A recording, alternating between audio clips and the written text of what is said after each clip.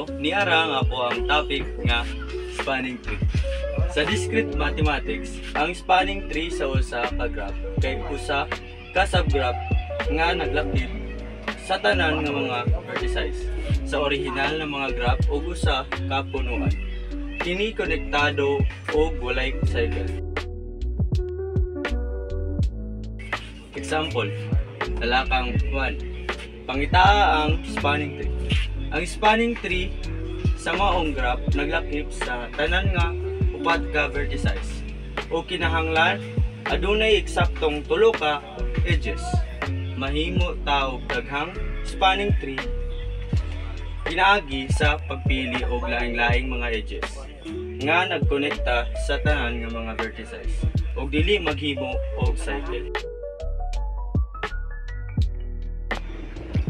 Number 1. Spanning tree 1. Ang A nagkonekta sa B, ang B nagkonekta sa D. Ang A nagkonekt sa C.